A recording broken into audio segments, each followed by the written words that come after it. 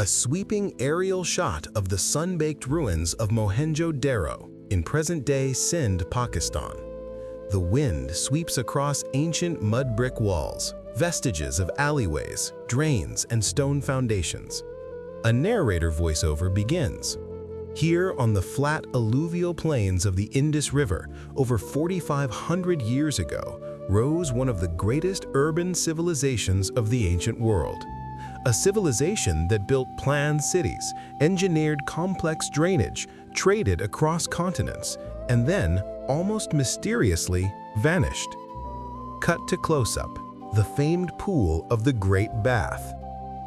This is Mohenjo-Daro, the Mound of the Dead, a city built by the Indus Valley Civilization, thriving at the same time as the pyramids of Egypt and the empires of Mesopotamia. Yet today, it stands silent, haunted by unanswered questions. Rise of the Indus Valley Civilization. The Indus Valley Civilization emerges from the great river plain of the Indus. According to archaeological research, the Indus civilization, also known as Harappan, developed roughly between c. 2600 to 1900 BCE in its mature phase. This civilization extended across what is now Pakistan and northwestern India, from the Arabian Sea in the south to the Himalayan foothills in the north. Mohenjo-Daro itself, built around the 26th century BCE, became one of the largest urban centers of the Indus culture. Key features of its rise. A dense network of smaller settlements gradually coalesced into large planned cities. The city at Mohenjo-Daro covered around 240 ha, laid out into blocks or islands by straight or dog-legged lanes. The citadel mound on raised ground housed important structures. Houses constructed of mud bricks and baked bricks, many had bathrooms, wells, and were connected to a sophisticated drainage system. Trade links with Mesopotamia and beyond, use of standardized weights and seals show a high degree of commercial and administrative organization. The city of Mohenjo-Daro, a close-up. Here we zoom in on Mohenjo-Daro, describing its layout, architecture, and everyday life. Layout and public architecture. The city lies on the right bank of the Indus River in modern-day Sindh, about 80 kilometers southwest of Sakar. The city is divided, a raised citadel area with key public structures and a lower town, residential areas. One of the most famous structures is the Great Bath, a waterproofed pool about 12 by 7 meters, depth around 2.4 meters, entered by staircases north and south, thought to represent ritual bathing or ceremonial use. The drainage system. Nearly every house connected to drains, public and private wells numbered in the hundreds, some sources say 700 wells. Everyday life and craft. Because the city was well planned with straight streets and blocks, and many houses had courtyards and bathrooms, we can infer that the people valued urban hygiene and organized civic life. Artisans produced fine seals, metalwork in bronze and copper, lapis lazuli and carnelian beads. A famous bronze statuette known as the Dancing Girl was found at Mohenjo-Daro. Trade appears to have been extensive. Evidence suggests that the Indus people exported goods and had contact with Mesopotamia through trade networks. Governance and society. Interestingly, unlike many ancient cities, Mohenjo-Daro doesn't show obvious palace or temple complex that clearly indicates a king or single ruler. Some scholars infer that its government may have been collective or elite-based rather than monarchical. The uniformity of brick sizes, weights, measures, and even street layouts suggests strong centralized planning or regulation across the civilization. What happened? The peak of the Indus civilization is roughly 2600 to 1900 BCE. After 1900 BCE, signs of decline appear. Urban centers shrink, standard weights and measures, unified systems loosen, many sites are abandoned or reoccupied in a drastically diminished form. Mohenjo-Daro itself appears to have been abandoned or greatly reduced by about 1700 to 1600 BCE. We walk through the main hypotheses. Changed river course or environmental stress.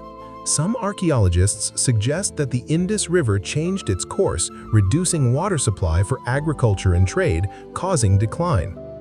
Climate change or drying of monsoon. Evidence suggests that regional climate got drier, reducing fertility and undermining agricultural base. Flooding or natural disasters. Earlier theories posited that catastrophic floods destroyed the cities. However, more recent work suggests it's likely to be the sole cause. Decline of trade or external pressures or invasion. Some speculated that new groups entered the region or shifted trade routes, reducing the prosperity of Indus cities. But clear evidence of large-scale invasion is lacking. Why vanished overnight? Though the title is dramatic, we note that the abandonment seems relatively fast in archaeological terms. Within a few generations, the urban system collapses. The city is emptied, drains stop being maintained, bricks fall to ruin, and new occupants, if any, are much reduced in scale. Consequences.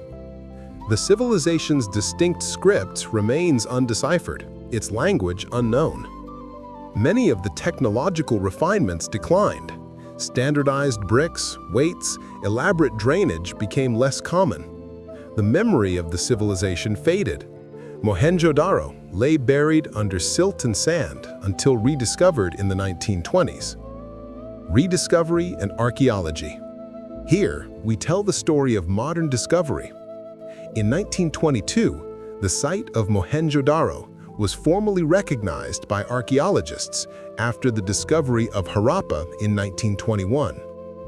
Excavations in the 1920s through 1930s revealed the urban layout, drains, wells, great bath, houses.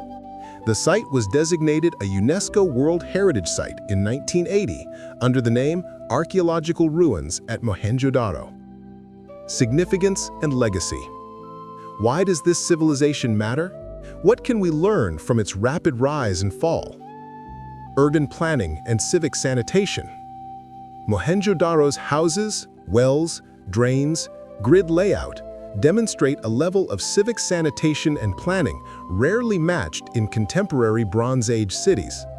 The Great Bath suggests ritual or social importance of water and cleanliness, a theme under-recognized in ancient city narratives. Trade and connectivity. The civilization's standardized weights and seals show a wide-ranging trade network and commercial sophistication. The civilization's extent exceeded that of Egypt or Mesopotamia in some dimensions. At its height, the Indus culture may have numbered between 4 and 6 million people. Lessons for modern cities. The decline teaches us about vulnerability, environmental change, water management, trade disruption, city planning all matter. Mohenjo-Daro reminds us that high achievement does not guarantee permanence. Cities can crumble when key systems fail. Cultural memory and identity. For Pakistan and South Asia, Mohenjo-Daro remains a national heritage, a reminder of ancient sophistication. The mystery of its script, the absence of a king, the decline without clear war make it mythic and intriguing. The vanished city speaks. What happened to this great city? Why did its people leave their homes, their well-laid streets, their wells and baths and drains? We may never know for certain, but in the silence of the bricks, in the grid of its streets, in the water-sealed bath, Mohenjo-Daro speaks. It tells of human ingenuity, of the heights we can reach, and the fragility of what we build. At its height, around 2500 BCE, Mohenjo-Daro bustled with tens of thousands of inhabitants. Houses flanked straight streets, wells stood every few hundred feet, drains carried away wastewater. The Great Bath invited ritual or communal immersion. Craft workers worked bronze and stone. Seals stamped with unicorn-like creatures marked goods and administrative acts. And yet by 1900–1600 BCE, the city went quiet. The drains collapsed, The bricks cracked, trade routes shifted, the river changed, the people moved on. And after millennia, the city sank into the silent desert.